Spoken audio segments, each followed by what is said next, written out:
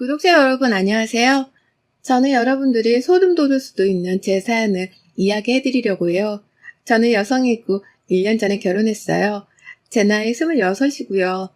요즘에 25세 결혼했다고 하면 어머나 아기네 아기. 아기가 왜 결혼을? 이라고 하시겠지만 그건 그냥 보통 사람들이고 그렇다고 제가 그렇게 특별한 여성이라는 건 아니고요. 사실 집안과 집안끼리 맺는 결혼은 23살 대학 졸업하는 해부터 계속 소개가 들어와요. 비슷한 경제, 비슷한 환경, 비슷한 위치에 있는 집안끼리요. 집안의 사돈팔촌까지 모조리 싹 스캔해서 적당하다, 괜찮겠다, 어울리겠다 싶으면 중매를 넣는 거지요. 네, 그래요. 저는 엄마의 권유로 맞선 자리 나갔어요. 그런데 상대만 와 있어야 할 자리에 그 상대의 어머니까지 와 계신 거예요. 그래서 3명이 앉아서 맞선을 본 결과가 되고 말았어요. 처음에는 좀 웃기다고 생각했지만 너무 고우시고 어머니 연세답지 않게 스타일도 굉장히 젊고 무엇보다 기품과 우아가 넘치셨어요. 그리고 대화하기에 너무 지식이 해박하셔서요. 요즘 시대에 선을 봐서 결혼했다면 믿는 분들 안 계시겠지만 저는 어머니들끼리 주선을 하고 양가 어머니들이 많이 흡족해 하셔서 일사천리로 진행된 케이스예요. 우선 그날 둘이 아닌 셋이서 맞선을 보는데 상대방 남성과 제가 대화를 주고받을 시간이 거의 없었어요. 시어머니 되실 분이 이야기를 주도하셨지요. 무슨 회사 면접 보는 것도 아니고 끊임없이 물어보시더라고요. 학교에서 공부할 때 친구들은 많았어요? 주로 어떤 친구들하고 마음이 잘 맞았나요? 운전은 하나요? 운전은 좋아하나요? 음식을 많이 안 먹네. 지금 고기 판도 안 먹었잖아. 좀 더 익혀달라고 할까? 스테이크를 안 좋아해요? 커피는 주로 뭘 마셔요? 커피집은 어딜 가? 스타벅스는 가지 마요. 거기 콩커피 별로야. 집에 있을 때는 뭐해요? 뭐 하면서 시간 보내요? 학과 공부 때 뭐가 제일 즐거웠어요? 남자는 몇 명이나 사귀어봤어요? 어머, 이런 거 묻는 게 당황스러운가 보네. 괜찮아요. 우리 아들은 애인이 딱 한 명 있었는데 그것도 한두 달 사귀고 말았나? 그치, 진우야? 어머니는 무슨 그런 이야기를 꺼내세요? 그건 상대에게 실례예요. 그게 뭐가 실례니? 솔직한 게 좋지. 안 그래요, 은하씨? 이름 불러도 되지요? 우리 아들에 대한 정보는 내가 다 알려줄게요. 나한테 물어요. 그래서 대답을 안 했네? 왜 대답을 않지? 남자친구가 많았나? 얼굴이 예뻐서 남자들이 많이 따르기는 했겠네. 그래서 왜 아직도 대답을 안 하네? 남자가 몇 명이었어? 우리 솔직하자고. 남자가 몇 명이었어? 저는 여기서 많이 이상했어요. 굉장히 꺼림칙하다고 해야 하나?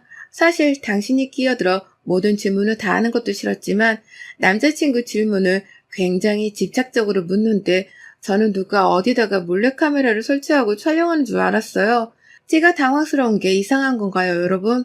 그날 좀 꺼림칙하다고 느낄 때 그만두었어야 하는 결혼인지도 모르지만요. 어느 정도 참으실 시간 되면 빠져주실 만한데 안 빠져주시는 거예요. 결국 남편이 어머니, 저희들이 좀 시간을 보내고 들어갈게요. 먼저 들어가세요. 하니까 그때서야 일어서면서 제게 핸드폰 번호 좀 알 수 있을까요? 하는 거예요. 불러드릴 수도 있지만 그건 왠지 예의가 아니라는 생각이 들어서 가방에서 수첩을 꺼내서 적어드렸어요. 그럼 좋은 시간들 보냈고 하시면서 나가실 때 저를 바라보는 눈빛이 차갑다고 해야 하나? 매정하다고 해야 하나? 싸늘하다고 해야 하나? 아무튼 평범하고 구수한 눈빛은 아니었어요. 어머님이 돌아가시고 난 후 좀 더 분위기가 자연스러워졌고 우리는 커피를 마시면서 이야기를 했어요. 거기서 벚꽃을 둘 다 아직 못 봤다는 이야기가 나왔고 여의도가 가까우니까 벚꽃 잠깐 보자고 의견을 모았지요. 네, 상대가 마음에 들었으니 쌍방간에 마음에 들었으니 벚꽃 이야기가 나왔겠지요. 상대는 외모도 준수했고 체격도 좋고 우선 말이 언행이 존잘했어요. 유머 코드도 많았고요. 또 능력도 어느 정도 되는 것 같고요. 대학원 졸업 후에 대기업 기획실에 입사했는데 기획실장이 집안 어른이시라고 했어요. 그런데 문제는 여의도로 가는 중에 전화가 오는 거예요. 남자의 어머니시죠. 후야, 지금 어디야? 집에 안 와? 저는 조금 킥하고 웃음이 나오더라고요. 진우도 아니고 후라니, 30이 다 된 아들에게 후라니요. 은하 씨랑 안 헤어진 거야? 어머니, 좀 늦어요. 기다리지 말고 주무세요. 아니, 초면에 그렇게 늦게까지 같이 있겠다고? 그건 실례야. 은하 씨가 제 안에서 벚꽃 잠시 보러 가고 있는 중이에요. 그래, 알았다. 우선 끊어. 10분 후에 전화가 울리는데 모르는 번호였어요. 받았더니 세상에 진우 씨 어머니인 거예요. 은하 씨, 우리 후 지금 운전하죠? 네. 은하 씨, 우리 후 안전벨트 맨날 좀 파줄래요? 저의 시선은 어느새 진우 씨 가슴팍으로 향했어요. 네, 맸어요. 알았어요. 끊어요. 아니, 여러분, 이 상황이 이해가 가세요? 제게 전화를 한 것도 상식적으로 이해가 안 가는데 안전벨트를 맸나 확인하러 그날 선본 여성에게 전화를 거는 시어머니 자리라니요. 그리고 그날 자기 볼일 끝나니 끊어요 하고 바로 끊는 이 매너, 무리라고 하기도 그렇고 참 뭐라 표현이 안 되더라고요. 진우씨, 어머니 관심을 많이 받고 사시나 봐요? 했더니 이 남자 하는 말 좀 보세요. 오히려 저를 이상하게 바라보면서 다른 집들도 다 안 그런가요? 아니요, 다른 집은 이렇게 안 그래요. 아들이 운전하는 거 안전벨트 맨날 궁금해서 전화하신 어머니 드물지요. 안전벨트 매는 거는 어떤 부모들 신경 쓰는 일 아닌가요?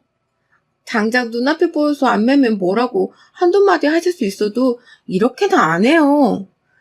이상한데? 저는 어머니가 늘 체크를 하시거든요. 벚꽃을 보면서는 조금 기분이 풀리더군요. 여기저기 전문 커플, 청춘들, 중년 커플들 사진 찍느라 정신없고 우리도 각자 핸드폰으로 각자 사진도 찍어주고 어색하지만 둘이도 찍고 좀 즐거웠고 그래서 기분이 풀어졌어요.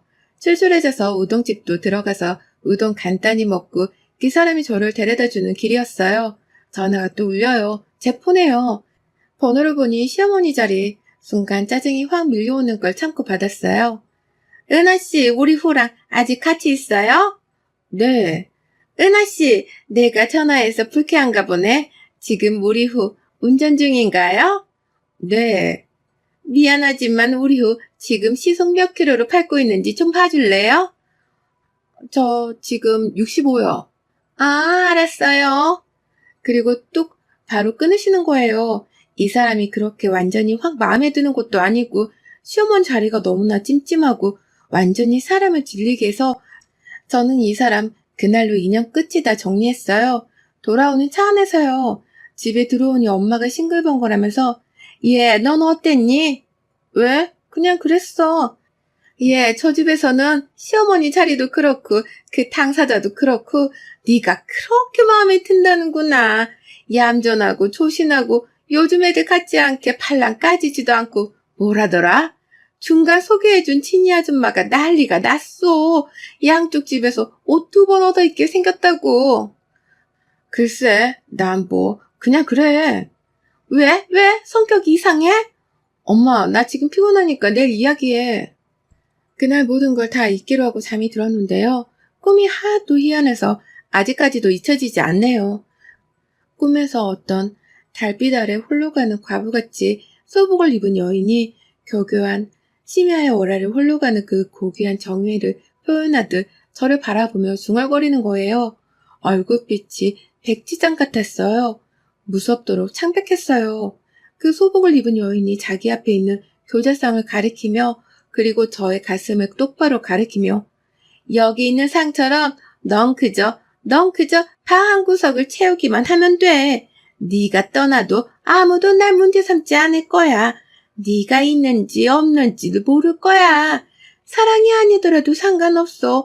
그냥 빈 방을 채워주고 머리수를 맞춰주기만 하면 되니까. 다음날 일어날 때 온몸이 뭔가 과위에 눌린 것처럼 힘든데 나이가 어리니까 금방 털어지고 일어나서 스트레칭하면서 요가 자세 몇 번 취하면서 몸의 근육 긴장을 풀어주었어요. 그리고 식사하고 나서 커피 마시면서 엄마한테 다 설명을 해드렸어요. 우리 엄마도 대본에 펄쩍 뛰시며 더 이상 연락하지 말라고 하시더라고요. 야, 그 옆에는 완전히 그거 또라이 아니야? 미친 거야? 그리고 우리 엄마가 중매장이 통해서 이쪽에서는 일을 성사시킬 마음이 없다고 정중히 거절드리고 저는 그 맞선 본 일을 잊었어요. 그리고 한 석 달 지나서 저는 여름휴가를 갔어요. 그리스로요. 정말 한 번은 가고 싶었던 나라라서 그리고 절대적으로 혼자서 여행을 가고 싶었기 때문에 남은 월차 연차 며칠까지 합해서 10박 11일로 갔거든요. 그리스 산토리니 가보신 구독자분들은 아시겠지만 여기에서 시간을 보내다 보면 인생의 세월이 시간이 길었으면 하는 생각이 잠기지요. 화려하진 않지만 단조로움 속에서 꿀같은 휴식을 취하며 시간을 보내고 있었어요. 그리고 빛과도 친해질 수 있는 곳 같았어요. 물론 한국도 해설은 좋은 나라지만 그리스하고는 또 틀리더군요. 저는 이왕 이 나라에서 열흘을 보내기로 한 거 이 나라 사람 같이 지내기로 했어요. 완전히 자유롭게요. 한국 음식도 한국 습관도 싹 버리고요. 그래서 산토리니 현지 민박집에서 민박을 했어요.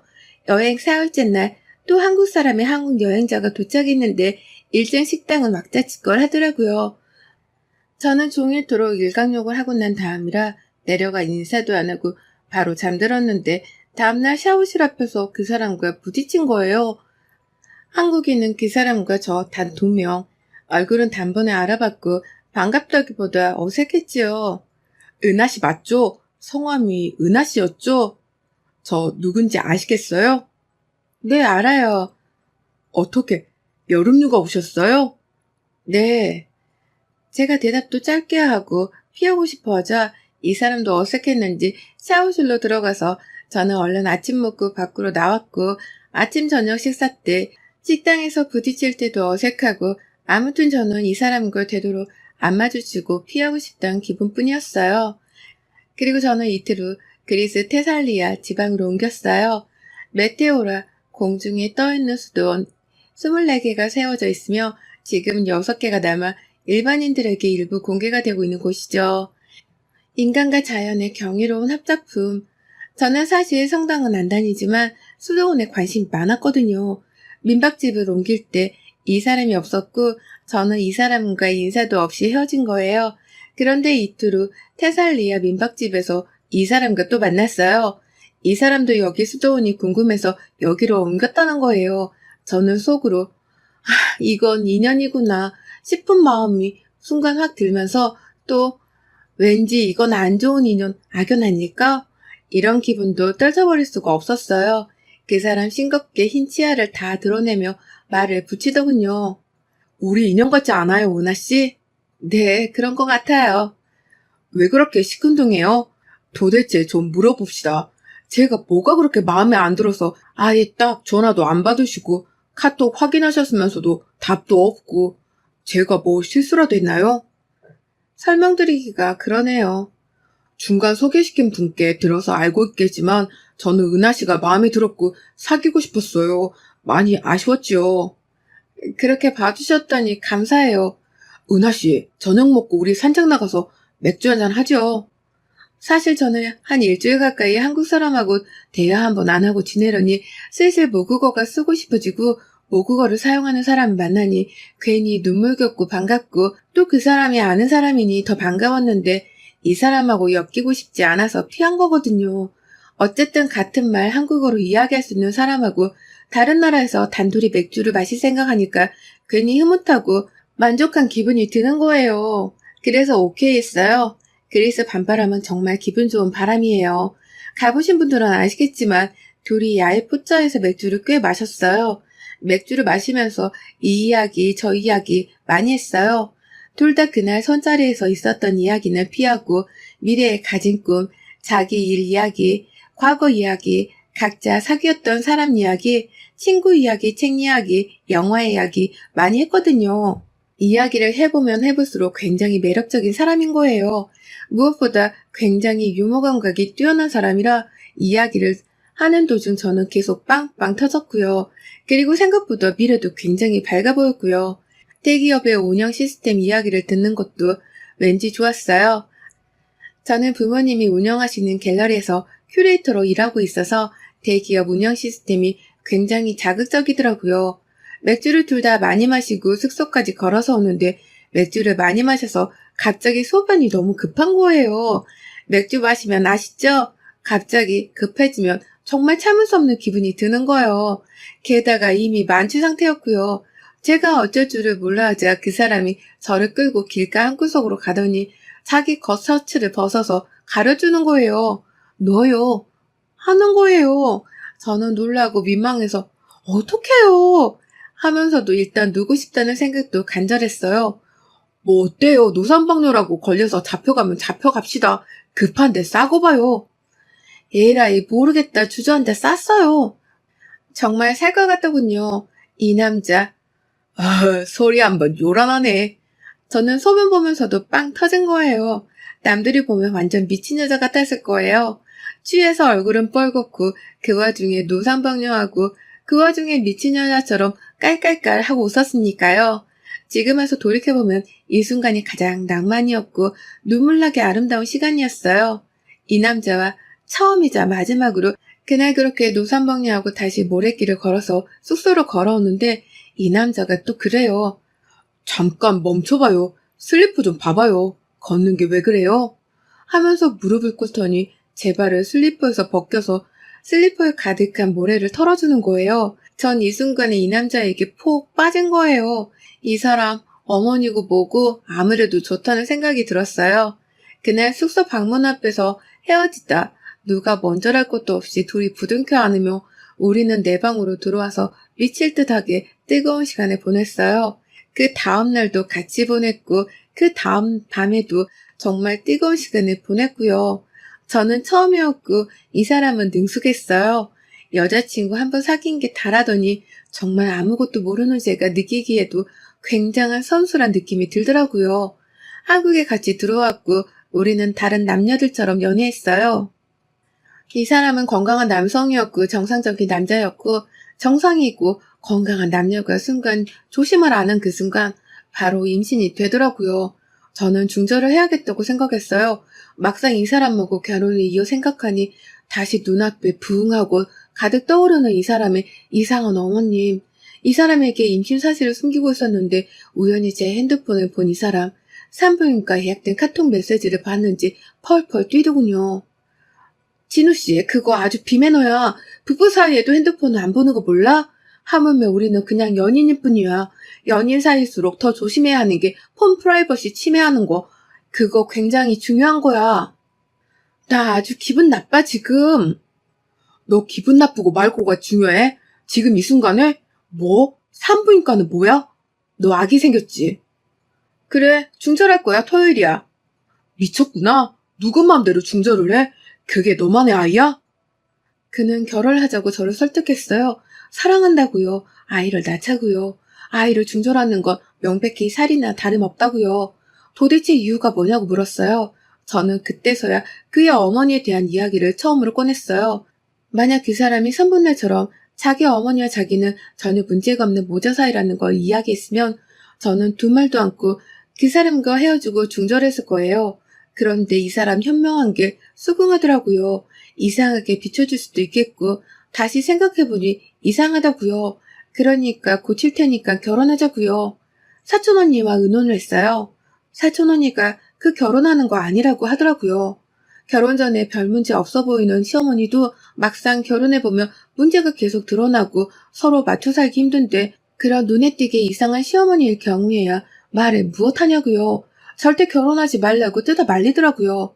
저는 헤어짐을 결심했고 그에게 이별을 통보했어요. 며칠 후 그 사람 어머니에게 전화가 오더라고요.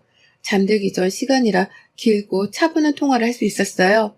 통화 내용을 쭉 정리해보자면 내가 그동안 우리 후하고 은하씨하고 사귀는 거 알면서도 일체 간섭 안 하는 거는 은하씨가 아무래도 나 때문에 뜨악하는 것 같아서 둘의 연애를 철저히 모른 척 했는데 지금은 안 되겠네요. 은하씨, 내가 신경이 좀 예민해서 약을 먹고 조절하는 중에 있는 사람이에요. 그래서 은하씨에게 이상하게 비추어졌을 수도 있는데 내가 예민해서 그렇다. 미안하다. 앞으로는 내가 간섭 안 할 테니까 둘이 감정 좋으면 결혼해라. 진우가 많이 괴로워한다. 임신까지 했다면서 아이를 지우는 건 그건 정말 해서는 안 되는 짓이다. 내가 조심할 테니 다시 생각해라. 내가 뭐라고 시어머니가 마음에 안 든다고 남자와 아이를 동시에 버리냐. 어제는 진우가 술 먹고 들어와서 소리내서 울더라. 남의 집 아들 가슴을 이렇게 아프게 하는 거 그거 하는 거 아니다. 은하 씨도 우리 아들 좋아서 사귄 게 아니냐. 이런 거예요.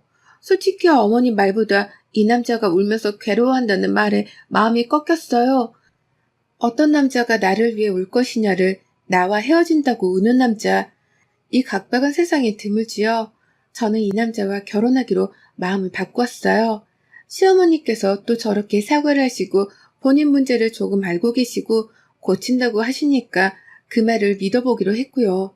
그 생기신 모습답게 배우신 분답게 지성을 가지고 저를 대해주실 거라 그렇게요. 그렇게 마음을 먹고 잠자리에 드니 몸이 날아갈 듯 가볍더군요. 잠을 자는데 그날 밤 또 꿈을 꿨어요. 퇴마사 비슷한 목소리의 여자가 무당히 퇴마루고 외듯 저를 바라보면서 제 얼굴을 찢을 듯이 노려보면서 웅얼거리는 거예요. 어면인이란 엇것지라 니 만나게 하고 시도보도 꼭은 얼려도 휘잡으며 그 사은정도 없는 것지 몰라. 꿈에서지만 저는 제대로 안 들려서 되게 안타까웠어요. 기괴한 단어의 조합도 그렇고요. 뭐라고요? 다시 한번 말씀해 주세요. 어쩌인이라는 인도라. 목소만 나를 적게 하. 다시 아보도 꼭 담 얼로를 휘잡으며 그 사은 정로는 없는 것지도 뭘. 무슨 말인지 도대체 모르겠는 거예요. 여러분들은 아시겠어요? 저는 찢어지는 마음으로 안타깝게 다시 물었어요. 죄송해요. 제가 못 들었어요. 알아들을 수 있게 말해주세요. 재밌게 들으셨어요? 다음 시간에 2편으로 이어 올려드릴게요.